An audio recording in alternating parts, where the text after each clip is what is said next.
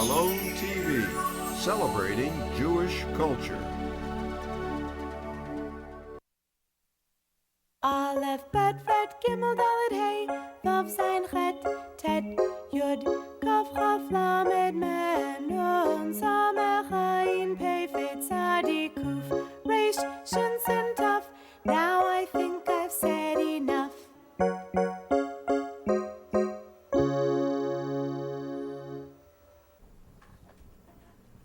Welcome, my friends, to Shalom TV's series on learning Hebrew entitled From the Aleph-Bet. I'm Mark Golub. It's my privilege to host this series, and I'm very, very excited about what we're going to try to do on Shalom TV through the program From the Aleph-Bet. First of all, the title From the Aleph-Bet is meant to suggest we're starting from the beginning. Aleph and Bet are the first two letters of the Hebrew alphabet, and we are beginning from number one, lesson number one, for anybody who doesn't even know the Hebrew alphabet. And I should speak for one moment about for whom this series has been designed. And I should say parenthetically, if you've got pen and paper, pencil nearby, you can put it aside for this session. This is not lesson one. This is an introduction to what we hope this series will be doing. And I want to talk first about who we're intending this series to be for. First, it's for people of any age. I've had the joy of teaching Hebrew for some 40 years. People of all ages, children, young people who are becoming bar, bat mitzvah, and adults who have also often come to me and said they've had a hard time learning Hebrew. Is there any way in which the Hebrew language could be made simple? Could it be made easy to learn? And hopefully what you're going to see here on Shalom TV is something for anyone who wants to learn Hebrew, even for someone who has had difficulty learning languages in the past. And for all of us, there are differing degrees of comfort with foreign languages. And there are those people who they can open up a book and in 3 days, let alone 3 weeks, they seem to be comfortable with the language, fluent, able to read, able to speak. And then there are many of us for whom language is a struggle. And one of the things I want for you is a place in which you can learn Hebrew easily and simply. And I think if you stay with us for the sessions that are upcoming, you will find that the Hebrew language will be very, very easy for you to learn. I also want to encourage people of all ages to watch this series. There are very few places where parents and grandparents have the opportunity to study something with children or grandchildren together. This series will give you that opportunity. So whether you're a young person or whether you're someone older, this is a place for you to have an opportunity to study Hebrew and to learn Hebrew easily. The next question is, what does it mean to learn Hebrew? And what do we hope to achieve in this series? For most of us, what it means to learn to be able to read Hebrew, for most of us it means being able to open up a page of Hebrew, a Siddur, a prayer book, or the Torah itself, and be able to follow as someone else does the reading, or to be able to pronounce the words on the page. Hebrew is a foreign alphabet. One of the things we have to learn is how the letters are pronounced, how words are put together. And so very often the term read Hebrew refers to being able to pronounce Hebrew. And that's the first thing we hope to be able to help you do through this series. We want you to be able to look at any Hebrew word, be able to pronounce it, and hopefully as you hear someone else reading Hebrew, to be able to follow along as that Hebrew is being read. But I want more for you than simply being able to pronounce Hebrew. I also want you to be able to read Hebrew as a language. I want it to mean something to you cognitively as well. And so one of the things we're going to stress as we go along is simple, basic Hebrew vocabulary, especially the vocabulary that we use here as American Jews. And it reminds me to also say that if there are those of you who are not Jewish, who are watching Shalom TV's program right now from the Aleph-Bet, and you've wanted to learn Hebrew.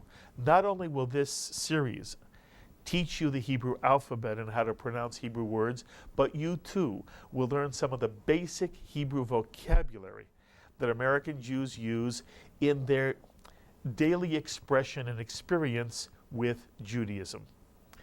What we're not doing is learning how to speak conversational Hebrew. And there will be other series that we present to you on Shalom TV that hopefully will help you with conversational Hebrew, the kind of Hebrew you might speak if you were to visit the state of Israel. But this series is not about conversational Hebrew. It's about being able to learn, to recognize Hebrew words, to be able to pronounce them, to be able to follow along as somebody else reads Hebrew, and to learn vocabulary that applies to the way Jews experience and live their Jewish life in Hebrew here in America. And I want to give you an example of what it means to really begin to learn Hebrew as a language. I want to put a picture up on the screen with an English word below it. It's a word and a picture you all know. Here you see a picture of a king. For me, by the way, I tend to see a king's face more than a king's body. This almost looks like a king out of a Shakespeare play, but be that as it is, every one of us has in our own minds a visual image when we say the English word king. Close your eyes for a moment and say the word king. Some image comes to your mind. If it's not exactly the one on the screen, it's one like it. Hebrew becomes a language for you when the word king evokes an image, and the same image is evoked when you hear or see the Hebrew word melech. Hebrew becomes a language for you when the word king in English and the word melech in Hebrew evoke the same mental picture. For many of us who went through the typical Talmud Torah process, it wasn't taught to us that way. Even if we were taught the word melech, very often all we saw was the English letters K-I-N-G. And when I was young, melech did not evoke in my mind the picture of a king. It evoked instead the English letters K-I-N-G. And what I'm hoping is that for those of you who want to study Hebrew and learn Hebrew, you will not see, when you hear the word melech, K-I-N-G, you will see that picture. That's melech for you. From now on, that will be melech. Anytime you hear the word or recite the word, melech will be what you see in your mind, similar to the picture on the screen. I want to do the same thing with another word. Anytime you hear or see the word lechem, it means what you see on the screen. It doesn't mean bread. It means what you see on the screen. And for any of you, there is an image you have in your mind, in your being, whenever you use the word bread in English. The same image, the same feeling you have about bread, some feeling about bread, even better, some feeling about bread should come to you whenever you see or hear the word lechem. Lechem is that. And it's more important for you to feel lechem is that which you see on the screen than saying to yourself, lechem, let's see, how do you translate lechem? Oh, it's bread. No, it's not bread. It's whatever that is on the screen. That's lechem. One more time, I want to show you what melech means. That's melech. And one more time, this is what lechem means. That's lechem. And what I hope to do for all of you as we learn Hebrew together is not only teach you how to pronounce the word lechem with the Hebrew letters lamed, chet, and mem, but I also want you to become comfortable with what these words mean. And all of a sudden, Hebrew will have a much more powerful presence in your life. And there's one minor caveat, and because I don't want to be misunderstood, I want to take one more moment in this introduction to our session on learning Hebrew to make sure I am not being misunderstood about one nuance of what I'm saying. Some people are, how shall I say it? They are not critical, but they are condescending to individuals who can only pronounce Hebrew. I'm stressing for you that it's important to learn it as a language, and language means that certain Hebrew words will evoke images in one's mind. But I don't want to suggest to anyone that if an individual can pronounce Hebrew, can look at a Hebrew page, can hear Hebrew recited, can follow along as somebody else is reading Hebrew, even if they don't know what these words mean. I am not suggesting that being able to pronounce Hebrew is valueless. To the contrary, for most Jews, especially outside the state of Israel, much of what Hebrew they read, meaning pronounce, is Hebrew they do not know the translation of. But it has an enormous importance in their life, and it has an enormous power in terms of Jewish identity. And it is of enormous value simply for an individual to be able to recognize Hebrew words, pronounce Hebrew words, read Hebrew in the sense of being able to pronounce, even if they don't know what these words mean. And the reason is because Hebrew is the music, the sound. It is the eternal music and sound of the Jewish people.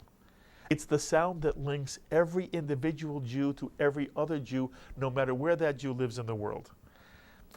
And it links the American Jew not only to the Israeli Jew, but to the Jew who lives in Spain and France and Italy and South American countries, and to China and Japan.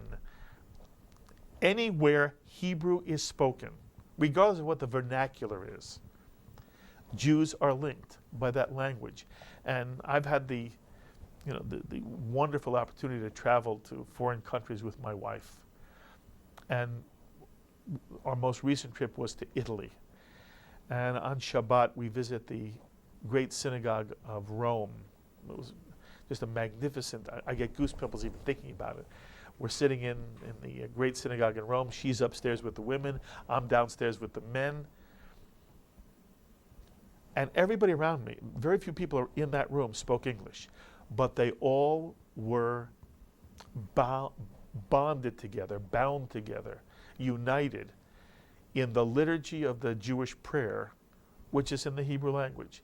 And when one hears the sound of certain prayers, certain brachot, certain blessings, one feels at home.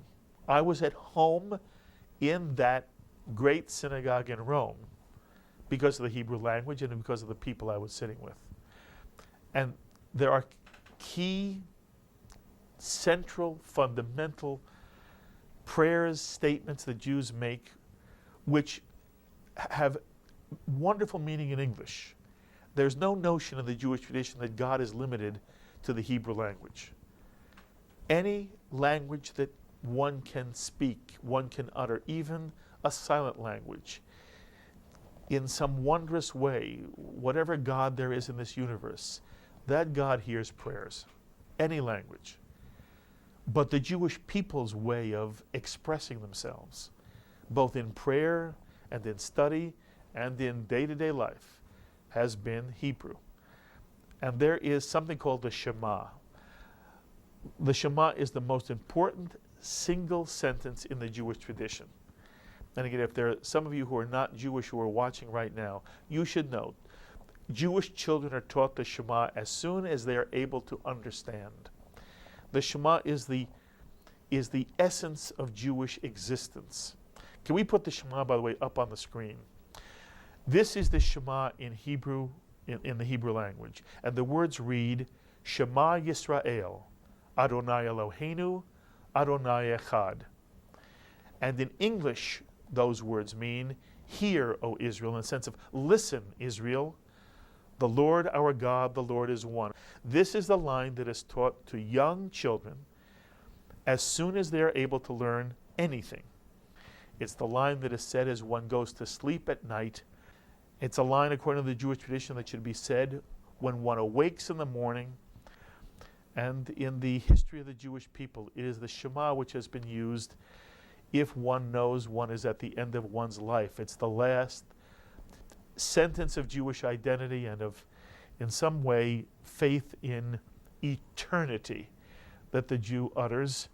It has been, unfortunately, the statement that has been on the lips of Jewish martyrs throughout Jewish history. But it's not a statement that one should associate with the end of life as much as it is the statement of everyday existence. Hear, O Israel, the Lord our God, the Lord is one.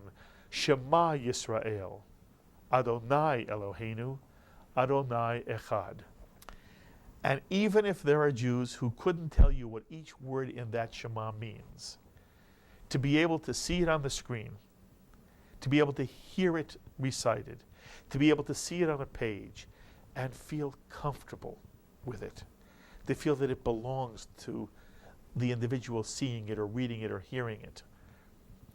It's the most important thing one can do in terms of strengthening Jewish identity and a bond with Jews all over the world.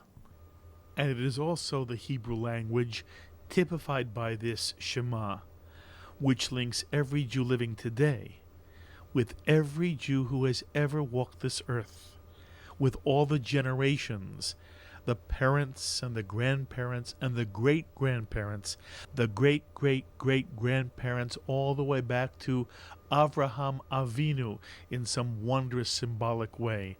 It is the Hebrew language that binds us today with all the generations that have come before us, and indeed will link us to all the generations that are yet to come. And if one came to me and said, Mark, what are you trying to do when you're creating on Shalom TV a basic introduction to Hebrew class, course, series? I would say my goal is simple. Anybody who watches this series should come away comfortable with Hebrew to the extent that they feel that they can share it with any Jew anywhere on the face of this earth. And this series will be successful if those of you who are watching week after week become more and more comfortable, A, with the Hebrew sound and the Hebrew language itself, just its sound, and number two, if you'll also be comfortable with some of the key vocabulary that is important to Jewish life here in America today. Anyway, that's what I hope to do with this series from the Aleph-Bet. And I also want to show you something about Hebrew, again, in our introduction to the series. And it has to do with the way Hebrew words are constructed. Many of us were never taught in Talmud Torah that Hebrew is comprised of 3-letter roots. And that if you begin to learn what these roots are, it gives you a clue to what Hebrew words you've never seen mean, just by knowing what the root of the word is. And what's nice about knowing Hebrew roots is, if you know Hebrew roots, you begin to understand more, not about the Hebrew language, but about Jewish mentality. Hebrew is not only a way in which Jews share the sound of the Jewish people. Hebrew is also the language which expresses Jewish values. And I said earlier that when it comes to, for example, prayer or study of text, it's not that if one doesn't know Hebrew, one is excluded either from prayer or study. But if one does know Hebrew, there is a richness that comes through the Hebrew language which adds to the study or to the liturgy and the prayer. And my point to you is that Jewish values are reflected in the way Hebrew expresses certain words. Ideas are expressed through language, and the language gives us a clue as to what the Jewish heart and soul are all about. And I want to give you a couple of simple examples. I want to begin with a root in Hebrew which is kuf dalid shin. And incidentally, Hebrew is read from right to left, English being read from left to right, Hebrew read from right to left, kuf dalid shin. And even if you don't know these letters or you have never seen these letters before, for the moment understand, reading from right to left, they are kuf, dalid, and shin, the K sound, the D sound, and the sh sound, SH sound in Hebrew. And whenever these three letters come in this order, kuf, dalid, shin, they always have something to do with holiness. And if we take the next word, kadosh, a word many of you have heard often, kadosh, kadosh, kadosh, it is the adjective holy from the Hebrew root kuf, dalid, shin. If you hear the word mikadesh, as in the phrase mikadesh ha-Shabbat, it is again from the Hebrew root kuf, dalid, shin, and it means one who makes holy. And therefore mikadesh ha-Shabbat is one who makes the Sabbath holy. But this is the one I love the most. The Hebrew word for marriage is kiddushin. And if one did not know that it comes from the Hebrew word kadosh, or the Hebrew root kadosh, there would be something missing to the overall meaning of the word marriage in Hebrew. The word marriage in Hebrew is based on the root of holiness. And it suggests in the Jewish tradition the attitude the rabbis had about what marriage is. It is the holiest state in which a man and woman, two human beings, can relate to each other. Kadosh also, the root kadosh, kuf, dalid, shin, also has the sense of to separate. And what a man and woman do when they marry is separate the other from all others. And in that sense, holiness means uniqueness. And again, if one does not know that kiddushin is based on the Hebrew root kuf, dalid, shin, one would never have the sense or the insight that is so valuable to understand when one does see the kuf, dalid, shin inside the word marriage. Give me another root, Jordan. We'll take another root and see how this works. Oh, this is one of my favorite Hebrew words, rachamim. For those of you who know Yiddish, you know the word rachmanis. It's basically the same word in Yiddish as rachamim is in Hebrew. And rachamim is often translated as mercy. And you see three yellow letters there. Those are the letters that are the Hebrew root of the word mercy, resh, chet, mem. And the question is, what does rachamim really mean? And here we have a problem with language in general. And those of you who've studied other languages, French or Spanish, whether you've studied Latin, you know what I'm about to say from your study in other languages, but it's important to relate it to Hebrew. Each language has its own integrity. And when one translates from one language to another, very often one is trying to approximate what human beings are trying to express in one language and how they'd express it in another language. It's simple when you talk about table. Table in English and shulchan in Hebrew basically convey the same thing. We saw earlier, lechem and bread, very similar. Melech and king, pretty similar. There are some nouns which in certain languages have nuances that don't have in other languages. In English, we tend to use the word snow to mean anything white that falls from the sky. If one is living in Alaska and is an Eskimo, there are different words for every single type of snow. But in general, nouns are the easiest words to translate from one language to another. The minute one moves away from simple nouns, languages are only approximating what the other language is trying to say in its own vocabulary. And rachamim is a very difficult word to translate into English. Rachamim in Hebrew is often translated in English language prayer books as the word mercy. It's incomplete. The question is there a better translation for the word rachamim than the word mercy? And if one knows the root of the word, one begins to have an idea of what that word is trying to convey in the Hebrew language. And my friends, there is a noun that is built on the word rechem that is a part of the human anatomy. Interestingly enough, the word rachamim is based on a word that refers to a part of the human body. Based on a part of the human body, Hebrew has developed the word rachamim. And then the question is, what does resh, chet, mem, which are the three letters that are in the middle of your screen right there, what do the letters resh, chet, mem mean anatomically in the Hebrew language?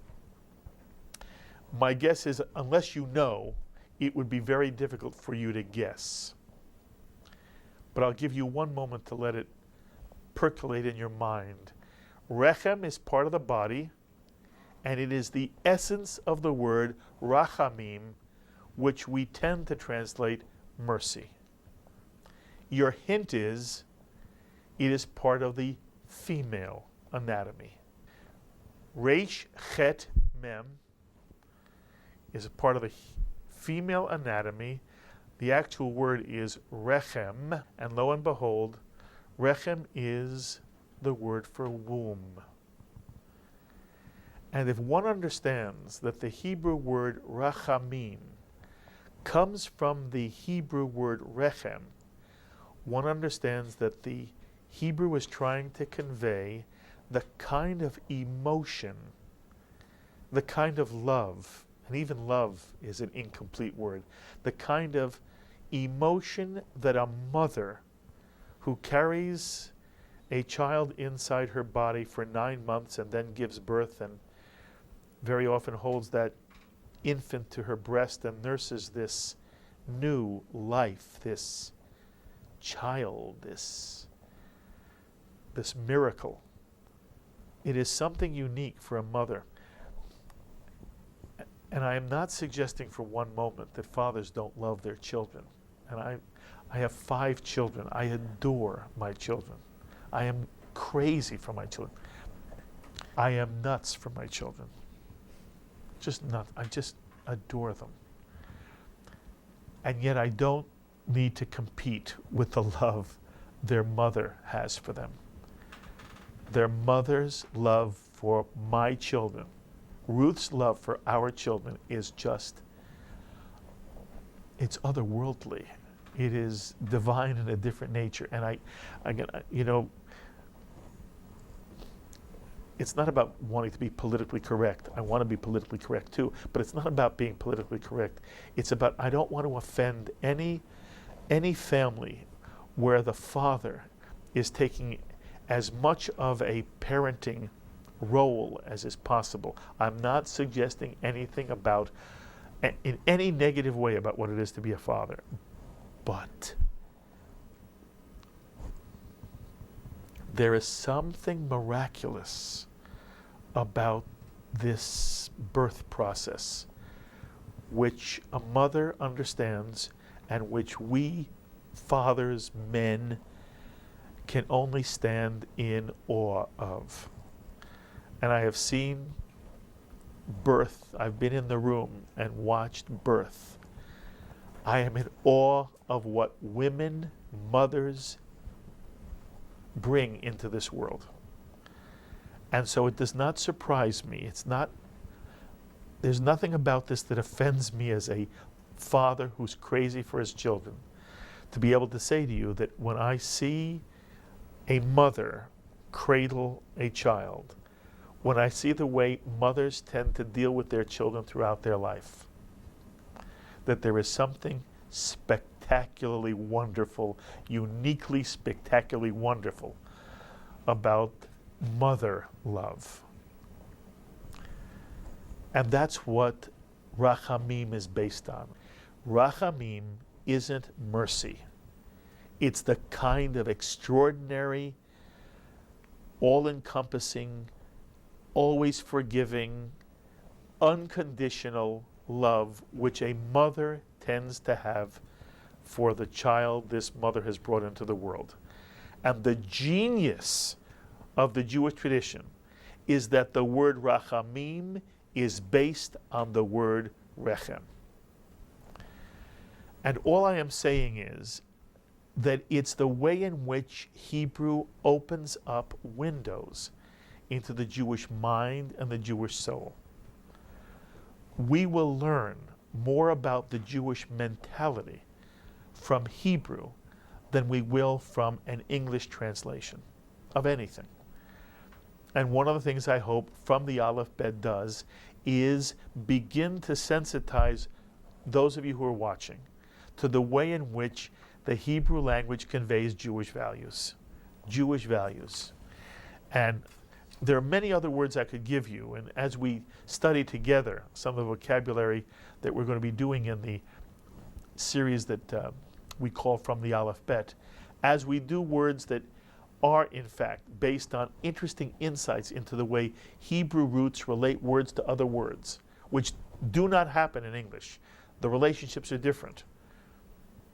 Womb and mercy do not seem to have any connection in the English language. Rechem and rachamim are intimately related. And that will happen as we go along in general. So as we study Hebrew together, I want to be able to show you the way in which the Hebrew language expresses Jewish values. So until the next time, I thank you for being part of this introductory lesson, this introductory session. Be with us next time as we continue from the Aleph-Bet to teach you Hebrew language here on Shalom TV. Aleph, Bet, Ret, Gimel, Dalet, Hey, Vav, Zayin, Chet, Tet, Yud, Kaf, Chaf, Lamed,